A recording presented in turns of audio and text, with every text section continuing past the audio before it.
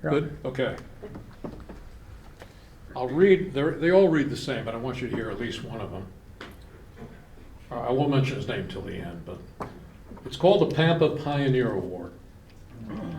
Okay, I think it's just a great name. It wasn't my idea, it was a great name. Presented to, in recognition of his service to the Pampa organization at its formation in 1973. I don't know, it seems to be alive and well to me. Without such individuals, this AMA recognized special interest group would never have been established. Our sport owes a great deal to the first three officers, presented July 9th, 2023. And the first one to a guy that I've just learned to have great respect for, my TV buddy, Keith Trossel.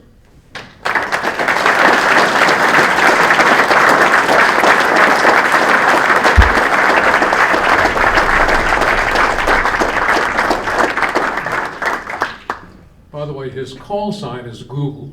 No matter what comes up, he's got the answer.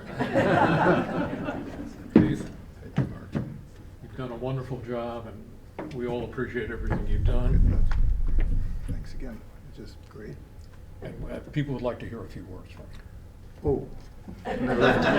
By the way, I just made that up, but I'd like you to do that. Well, I left my notes back there, but I'll say a few things, Okay. not try to take too long. There was a meeting at that Nationals in 1973. How many people here were at that 73? I know, there you are. I wasn't. And I found out from Wynn that I was elected president. We had no idea. I was president for the next 8 years. And our responsibility was to run the Nationals. So 74, we were in the Nationals. First Pampa Nationals was in Lake Charles. I had a lot of help getting that put together. And we were following the same multi-circle format that Bill Netzeban started in the early 60s. But we had a protest that year that we were running the Nationals not in accordance with anything that's in the AMA rulebook. Well, the AMA, I don't know how they got rid of it. They maybe just dismissed it because they'd already been running the Nationals using multi-circle formats for a long time. But our first Pampa Nationals, we had a protest. And that kind of upset me, but that has been fixed because there's a one-sentence paragraph in the rule book right now says the Nationals can have a multi-circle process. And that took care of it. Oh boy, what else I have there in the notes? But it's been quite an experience. Oh, here's another story I gotta tell. Les McDonald. When did you win the Nationals, Les? What year was it? 1980. Yeah. And Pampa Banquet, we give out the awards, and he got the Walker Cup trophy. And I got to tell him that he qualified with these 3 world championships. He can have the Walker Cup trophy now. That's pretty good. And I have more, but that's enough. So thank you, Mark. It's been great.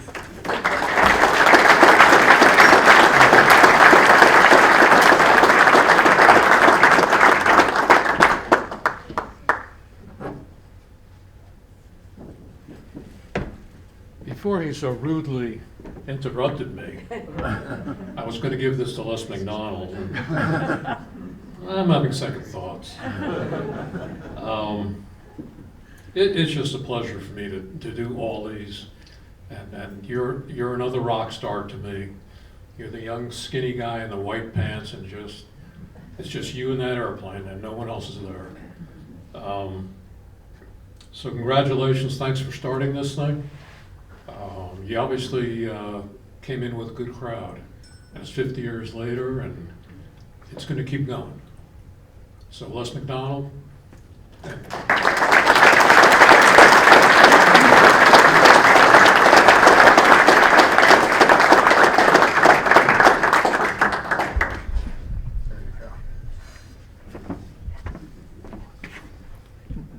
Okay.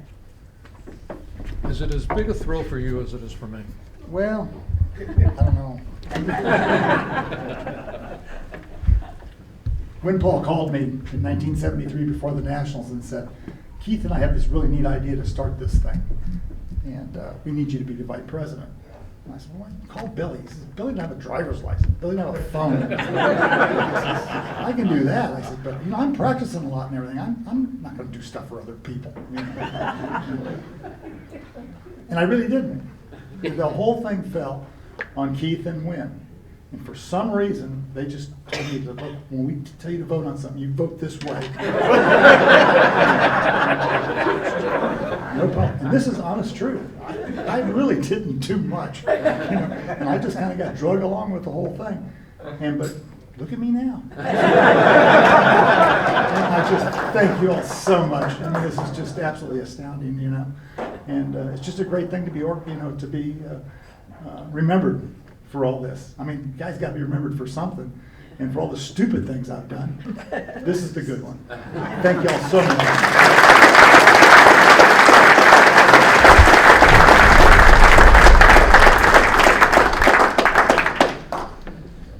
And to the man who is as much responsible for starting PAMPA as anybody, and yet had the courage and the drive to produce what they're selling in the next room, which is amazing. Would you do two things? Would you come up and accept this?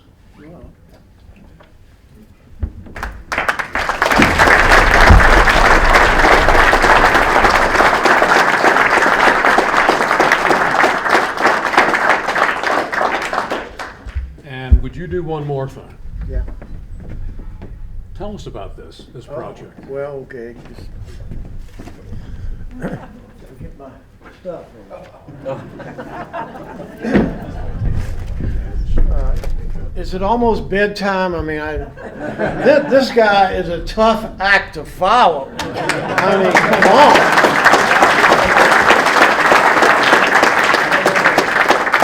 I mean, I feel like I'm trying to come out after Johnny Carson or something. But here goes. Well, to start with, I'm encouraged and really excited about the rebirth of the PAMPA organization. There is so many new people who are making PAMPA work, and I love it. It's great.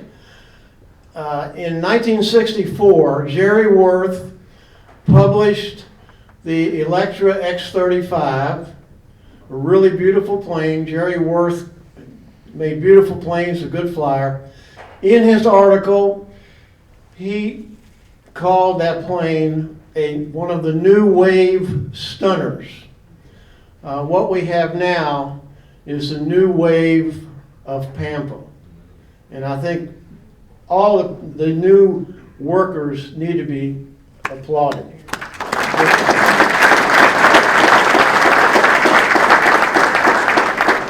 And of course, I really want to thank everybody for buying my book.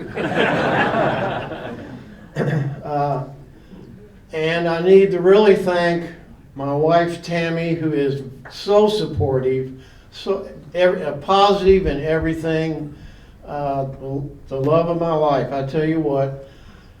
And Carol Butler, the publisher, she'd been in the business 34 years. She was recommended by one of the graphic artists that I work with in Lexington. She's in Louisville, and they said, give her a whirl. So I called up, went down to her house to visit where she operates out of, and I took one of my chapters, like the second or third chapter, to give her an example of what it was.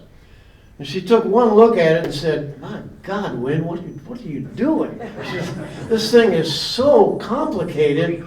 He said, and at that time, it was just page after page with just nothing dividing it up. She said, you got to break this thing up. So that's how in the way it's written, with a lot of subtitles, so it doesn't put people to sleep too much. But Carol's been great to work with. She had to learn that the stiletto 40, you don't put a period. But when you're talking about an engine, you put a period 40.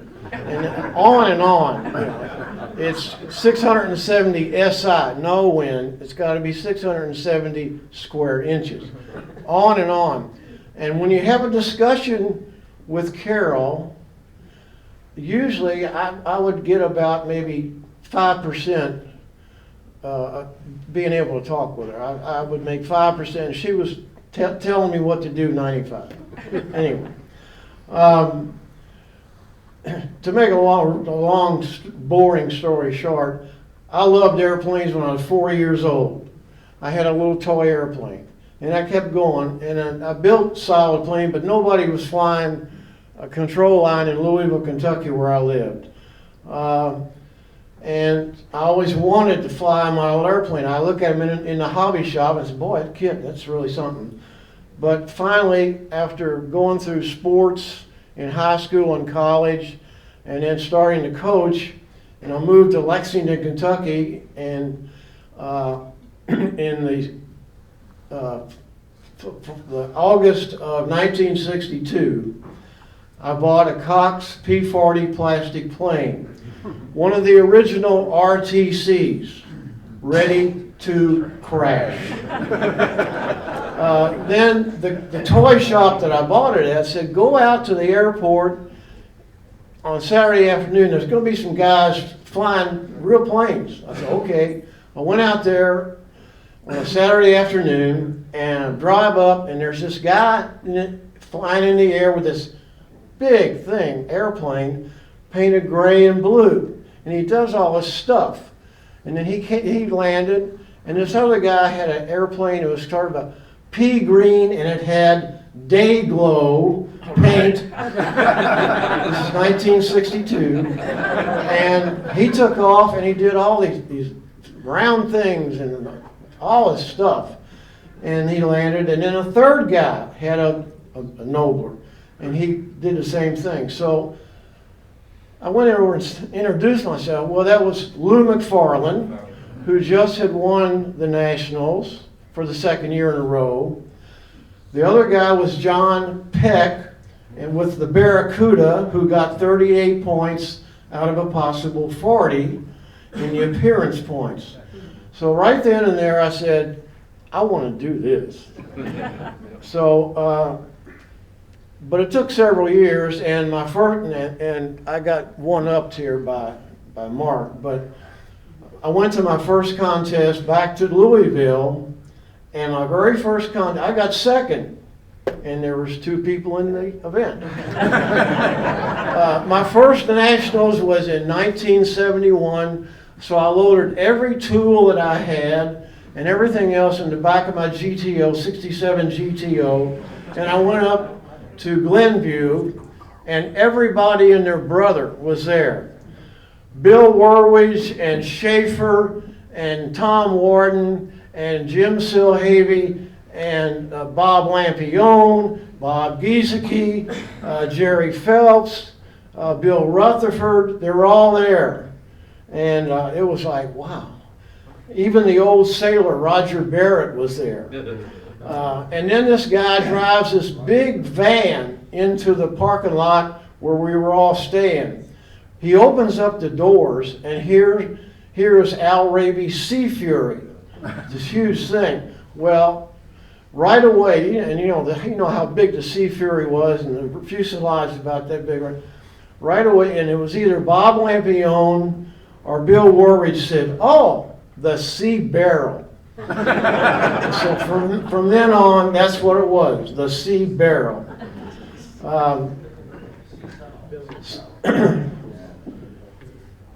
In the fall of 1972, after the Nationals, which was the last Nationals that the U.S. Navy supplied personnel, I was at the Dayton contest, and Keith Strassel was there, and we started talking, and we figured we knew we were in trouble. The stunt group was in trouble.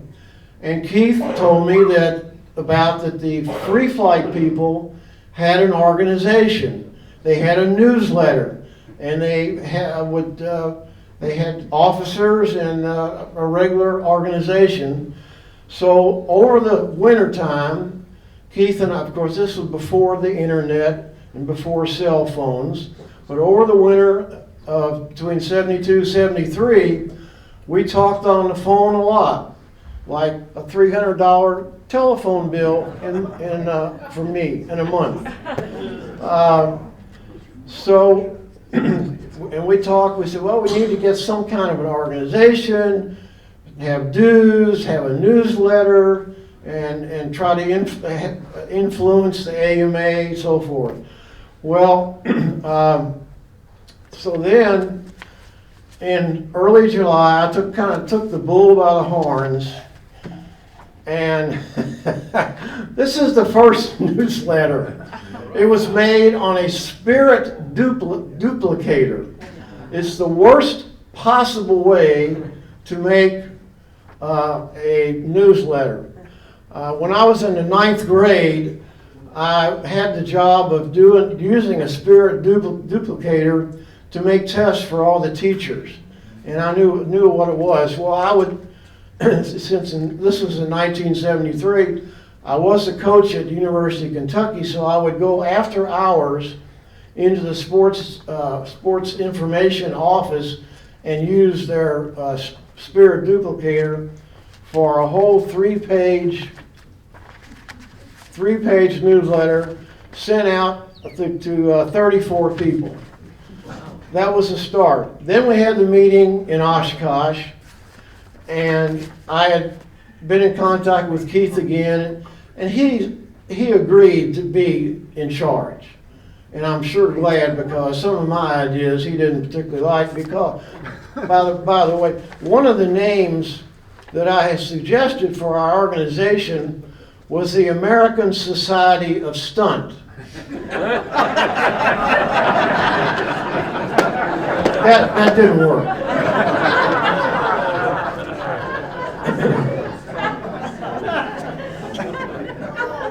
So then what was that? So then by the second newsletter, which came out in August right after the 73 Nats, I had the results, and I was using regular mimeograph. Again, after hours, UK using their mimeograph machine, and sometimes on my lunch hour.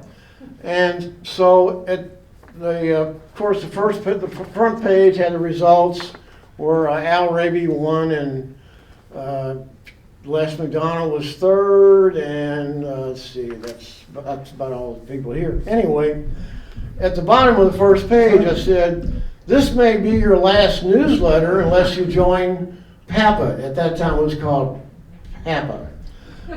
We need everybody to become a loud voice in our stunt affairs. And besides, we have found that newsletters can be made into paper airplanes, or they can be used for masking off new stunt shows. So then things got a little bit better. I bought a mimeograph machine, and I already had an IBM Model D electric typewriter, so I was in the publishing business. In December of 73, I had a whole lot of stuff in the newsletter about creating different classes of flyers.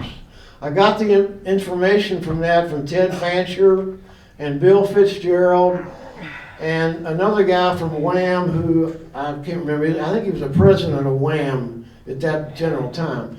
And so I talked it up in the newsletter, and we started, later on we did start the PAMPA classes with beginner, intermediate, advanced, and open.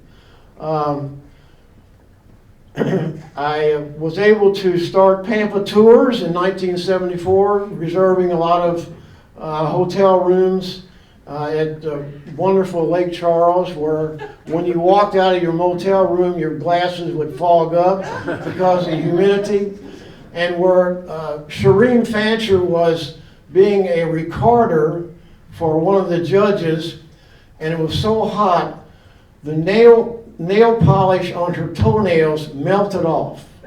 That's Lake Charles.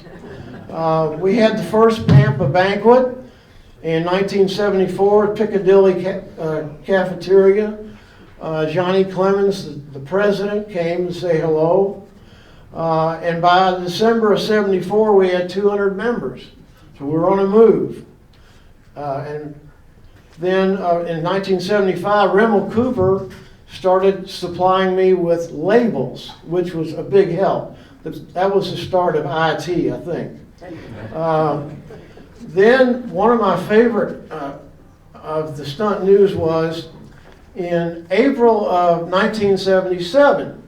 And here were the four leading articles. The first was, stunt pattern to be changed for the first time since 1957. We're going to have an upright double vertical 8, a vertical square 8, inverted 3-leaf clover, and an overhead 4-leaf clover. And we were going to do the bolo wing over from the mirror meet. That was the first part. The second one was the Super Tiger 46 engine is discontinued. The third paragraph was Bill Warwich retires from competition. And the last, the number 4, 1978 Nationals will be in Hawaii. A communication from the AMA Executive Council states that the 1978 National Championships will be held at Clark Air Force Base on the island of Honolulu, Hawaii. Special excursion ships have been chartered to leave on Sunday before Nationals from Los Angeles and San Francisco. Stunt News has already been informed by the director of Pampa Tours, me, that the Grand Hawaiian Hotel has been booked by Pampa for 50 rooms. Well, after this went out, I got 5 phone calls from people wanting to know how to get their reservations at the hotel. I said, have you looked at page number 2 yet? At the very top it says, April Fool. So then I really got going, and I had the idea, we got to have some kind of pictures. So I did a whole new one picture page, black and white, with 8 pictures. It cost me $50 to get it done by, we're talking 1977, remember? So we had the very first all picture page for the Stunt News, 1977. And so I got all, it's like 300, I think we're up to 300 or 400 members by then. So I had to pay to have it done. So, and I'll tell you, doing Stunt News all the way until '83 was really a lot of fun. I enjoyed it. And unfortunately, in 1983, the University of Kentucky finally paid attention to Title IX, and they said, we got to have a girls swim team now, varsity. So you're it. So that means I was coaching boys, coaching girls, recruiting boys, and something had to give, and so I had to retire from doing that. But I know we're more concerned. Well, I've had some people ask about the book. Well, in 1976, at the Nationals, I talked to a couple of old timers. I said, well, when did this start? Where did it start? How do we get into this whole thing? And nobody really had any answers. And of course, 1976, Bob Hunt won the Nationals. In the first round of the finals, he had an overrun. And then it was raining, So he went back to the hotel or motel to change his clothes, went out and backed over his plane, and then they ran back to the field, repaired the plane. He had the next to last flight, and he won the Open and the Walker Trophy. Darn Skippy. Pardon? Darn Skippy. And after that, forever after that, it was known as when the national championship was won by somebody who had an overrun and a run over. So after that national, I started thinking about doing something about our history. So the first person I called was George Aldrich. George Aldrich knew everything, or at least he told me he did. And then he said, get a hold of Johnny Clemens, get a hold of Roy Mays, John Worth, get a hold of Bob Palmer, Leon Schulman, get a hold of J.C. Madman Yates, get a hold of Pappy DeBolt, which I did. And I was very fortunate at that time. There was a lot of the pioneers were still with us. I was very lucky. In 1978, I went to the Toledo show. Johnny Clemens was there. We sat down, and he told me how the very first pattern, which was used in 1946, was conceived. He and Jim Walker met in a hotel in California, sat down and talked about it. Jim Walker walked out of the room, came back an hour later, and gave him 2 pieces of paper and said, here's the pattern. Of course, it had fly 2 airplanes at once, pick up a glider, all kind of things. So, but anyway, I was so fortunate. I got started, like I say, I was getting a hold of all these older people, and I mean, like Roy Mays, who in 1948 changed the pattern to the start of kind of what it is today. He got rid of picking up gliders, and he got rid of flying 2 airplanes at once.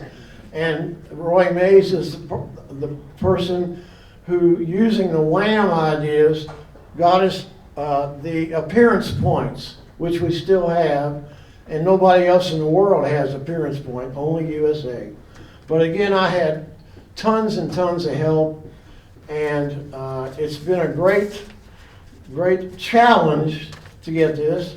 Along the way, you'll find in the book several cartoons by Don Schultz, bless his heart. He's the one that made Flying Winnie. This is the original drawing he sent me.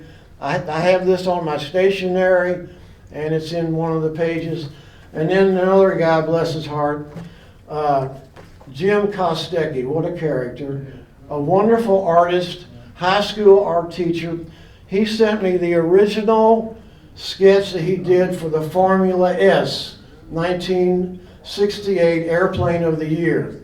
He also sent me the original drawing for the Talon, which is the 1966 Plane of the Year. So I was blessed by so many people helping. It certainly wasn't any one-man job, I tell you that. And I love history, and it's been a great time for me to go through and do all this, and I appreciate everybody. And model airplane's been probably as big a thing with me as coaching or actual sports, but I love it, and I love all the people, so thank you.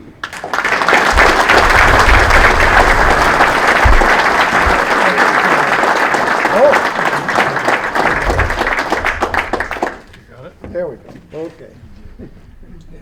Okay. That's pretty cool. What's separating you from the rest of your life is me. How lucky you are. You don't know why you didn't get invited to the ranch. Maybe I can cut the grass or something. Okay. I wrote a lot on closing comments, and the more I've thought about it, I'm going to try to really narrow this down to a few things. And I'm also going to try to keep this positive, okay? So let me start this way. First of all, I have a exceptionally strong cadre of district directors, vice president, secretary treasurer, what else? Webmaster. I mean, just a really good group of folks. So, you know, I'm not PAMPA, okay? You're PAMPA, and we're the executive committee. If I could have my way, I'd go back to the old times when there wasn't social media, where people would actually, matter of fact, I was thinking of calling Apple and suggesting they build a phone that doesn't make calls. I think they could save money and no one uses that feature anyway, which is a shame because it's not Pampa, it's everyone in the world. There are a lot of angry people out there. And what they're angry about, they may have reason to be angry or maybe they don't, but they seem to take it out on social media. And when you work as hard as some of us do, and people take shots at you that aren't even close to being accurate, you know, a pay raise wouldn't help me. But it doesn't make me happy. And I don't want to get in one of those wars. So I want to explain a couple of things of what PAMP is doing and why we're doing it. Someone said to me, you know, business is not usual at Pampa. And I said, thank God. Okay. Here's the way I view things. You take this body, let's say mine, and I'm in this bathtub. And I'm looking forward to just soaking in that bathtub. But I know two things. I know the rate of water that's coming into the tub is not as great as the water leaking out the bottom. And anyone with half a brain like me is going to know that sooner or later, I'm going to be sitting there in a dry tub. And see, I'm not okay with that. Okay, I'm not okay with it. Everyone knows this is coming. Someone showed me earlier, I think it was Will Tomorrow, a 1984? 1987. 1987 flying models? Yes. Okay, and in there talked about, we got to get new people into control line. Okay, 2004 stunt news. I just happened to get this from someone. I love this. Page 88. Page and a half article. We need to start replacing those who were leaving. Okay. See, everyone says that, no one does anything about it. Let's just talk honestly.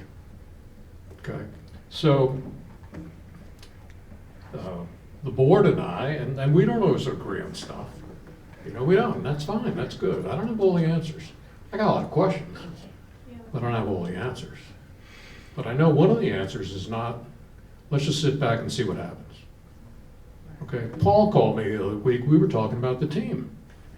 And he said, look at the age of the team.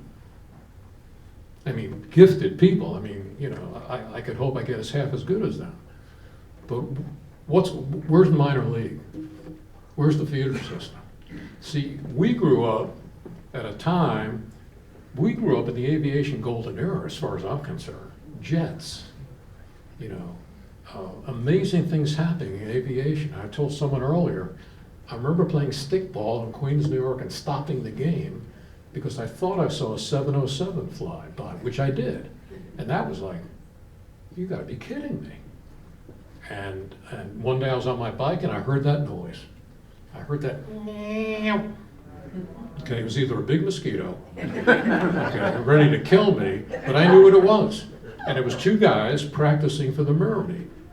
And Bob said, you know, you may run into Larry or Bob Lampione, and they're both flying beautifully done airplanes, and they're doing stuff with those airplanes. It just blew me away. Okay, but I lived at the crossroads of a street and an avenue, and that was my flying field. And I had someone fly with me, because I'd take off and he would say, "Car!" And I had this Cox handle, you know, with Dacron lines, and I'd fly about 6 feet up. If he yelled "truck," you know, I was dead. I was doing an overhead something. But we have the bug, and I know how big PAMPA has been, okay? Young people today don't share that passion, okay? Not that I can see anyway. So, you know, there are a couple of ways we can think about it. One is, it's harder to get supplies we've always gotten. I mean, hobby shops are going to be dinosaurs. I believe if you're going to be successful in this hobby, one of the places you better get used to going is a place like Home Depot, and figure out how to build an airplane with the materials that are available. Of course, they carbon fiber and Depron and all those things. So you can say, well, let's just let it die. Or you can get creative and say, well, you know, things like this have happened before. You know, you figure a way out. And you can go on and on. I've heard it all. Okay? But, you know, one of the things that we're doing, we have a whole bunch of committees working in PAMPA, which really is great for me because I don't have all the answers and I don't want to give all the answers. And we have a planning committee, and we did a survey. And people question, why are you doing a survey? I said, because PAMPA is built from the ground up, and it's working backwards. Why should I be making decisions at the top level when there are 285 people out there every day flying airplanes? I have no idea what they're doing. You know why? No one asked them. You know what return we got on the survey? And the survey wasn't perfect, something like 52%. That's unheard of. A blind survey, unheard of. And now we're doing one for former PAMPA members to see what they know and why they leave. Okay, you gotta plug the tub. All right? I just look at things differently. Don't tell me it can't be done. I can give you story after story about people who said, you can't do this. Oh, yes, I can. Yeah, the worst thing that happens is you fail. Okay? I'll tell you a quick one, and I'm gonna wrap this up.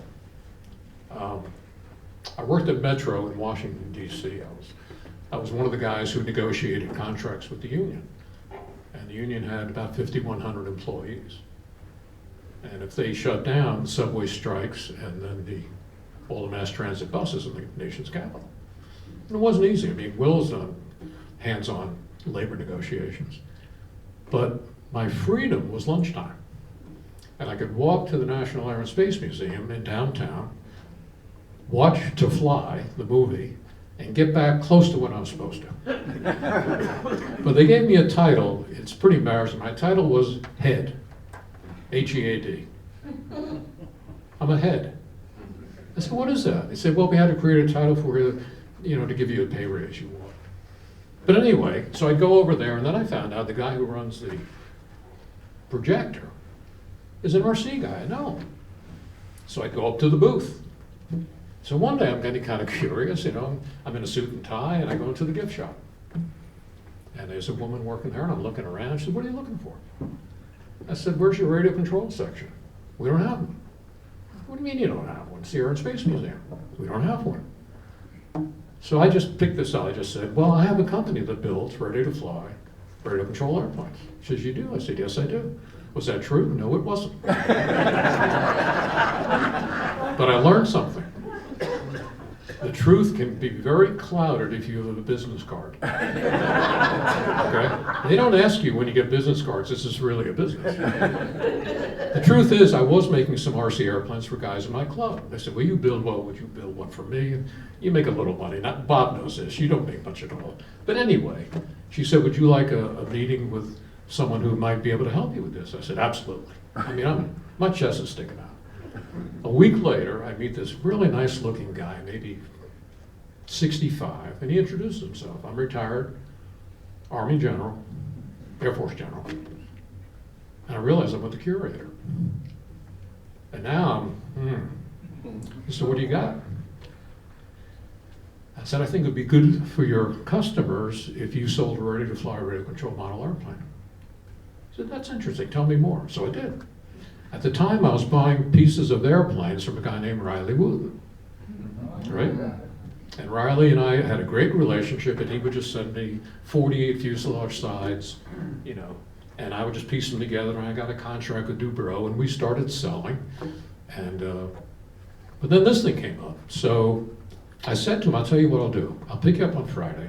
I'll take you out to Columbia, Maryland, and I'll fly the plane for you. And then you can decide what you think. He said, I'll tell you what. I can't do that, but I'll tell you what I'll do. Bring the plane to the Air and Space Museum, and in the back of this museum, you know, you can kind of see the Capitol down the road. We'll fly it there. Now, at the time, I was excited. I was excited. I said, really? He said, yeah. I said, when? He said, as soon as possible. So it was like 3-4 days. So I work at Metro, I go to one of the guys that works for me, and I said, Bob, next Thursday you work for Columbia Model Crafts. And he said, are you firing me? I said, no, I need you to make believe that you work with me in the model airplane business. He said, but I don't. I said, I know that. I don't either. But we have an important appointment. He said, with who? And I said, the curator of the Air and Space Museum. No, I'm not going with you. He said, you have to go with me. So he agreed to go. So go to the Air and Space Museum 4 days later. Got my plane, the Easy Fly 40, OS 35 maybe, World Engines radio. I'm ready, but I got a suit and tie on. And we go out the back door of Air and Space Museum, and there are 6 to 8 mounted DC police on the horses. And tourists everywhere. And red ribbon do not cross. It seemed like for miles. And I said, this is the real deal. What am I doing? I'm going to be arrested. I'll never see my wife again. So it's like God was like, okay, stupid, you really want to get it? I'm going to give it to you right now. So first thing I noticed, there's no way the plane's going to take off in grass that thick. So I get under the cowl, and I lengthen the nose gear. You know, it has a nylon bearing, and you drop the nose gear. So now the thing's sitting like this. I said, I think I can get it. He said, you going to fly it? I said, sir, absolutely. He said, I can't wait. And he's got like his arm around me. And I'm not sure why. So I start the motor. And the second I start, the propeller catches my tie. It cuts it right off. And I look like Colonel Sanders. You know? So now I got this suit on with a string hanging down. And he says to me, are you okay? Now I'm thinking, if I was okay, I wouldn't be here. I wouldn't be here. Now, what do you do? So I said, the hell with it, let's go. Started up again, got my tie out of the way. There was one thing I forgot, but I'll tell you about that. And I'm looking at where I'm going. I got trees, we got tourists, we got glass from famous buildings out there. I'm gonna get up 100 feet, and I'm gonna do some racetrack patterns. Maybe I'll fly one flight inverted. I'll do a couple things and land the damn thing and get out of here. And my heart's beating, and the radio's working, and I take off, and it's perfect. To go this way, come around, go that way, he's right with me. This is cool. He said, can you do anything with it? Sure I can. So a couple of split-us turns, roll inverted, go down that way, do a nice turn again. And as it's coming back from left to right, I'll never forget it, I had no radio. See, I never thought about, could there be other radio frequencies in Washington, D.C.? Now, you're listening to the Pampa president right now. I said, I'm a dead man. I'm going to kill somebody. I'm not even sure AMA would even insure me for this. And it seemed like forever, but it was at least 20 seconds. But 20 seconds with an out-of-control airplane. They run their horses. Some of these foreign tourists are clapping. This is unbelievable. I said, yeah, it is. It's unbelievable. And I'm moving the sticks, and I had nothing. And I was just praying to God. I said, God, I won't do this again. And somehow it's back. So I went around, did a quick landing, landed it kind of on the tail a little bit, dropped it down, the motor's still running. I cut the motor and everyone's applauding. And I knew in the next step, because there were park police there, I knew I'd be arrested and I'd have to figure out what to do. And there's this big arm that comes around me and hits me in the neck, and it's the general. And I said, I'm just sorry it went that way. He said, sorry? I want to buy 4. And we got a contract to be the sole supplier of radio control planes to the National Air Space Museum.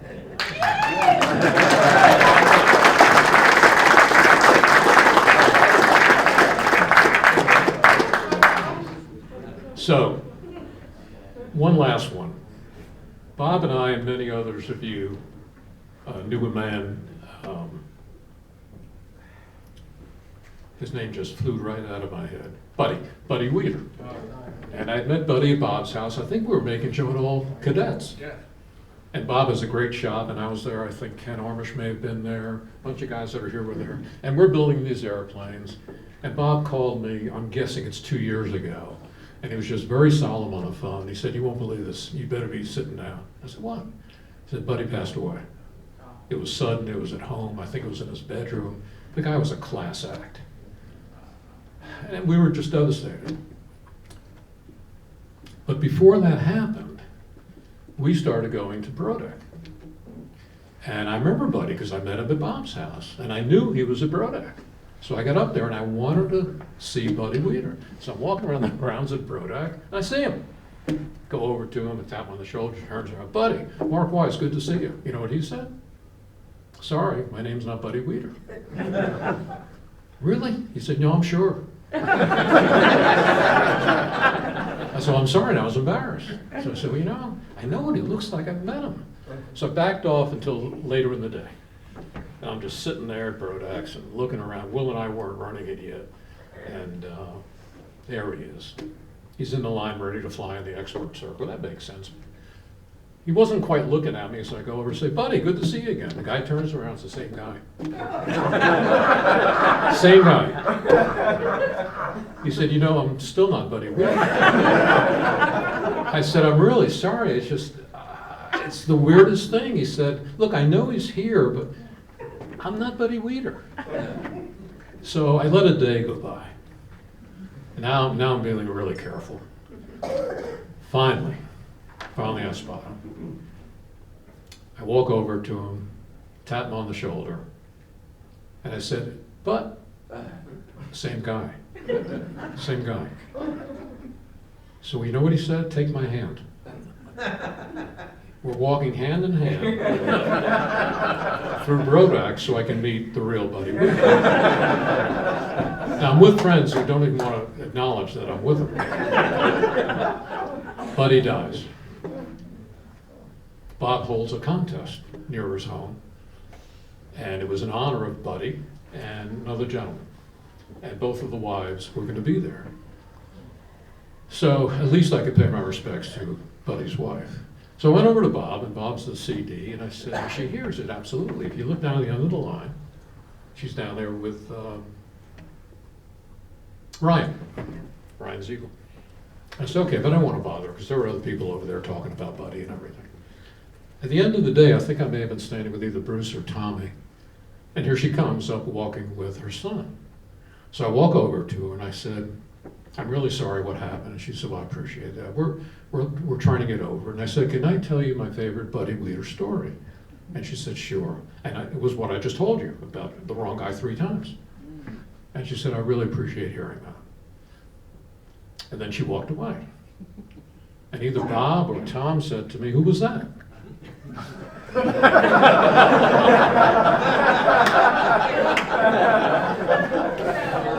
It was the other guy's wife.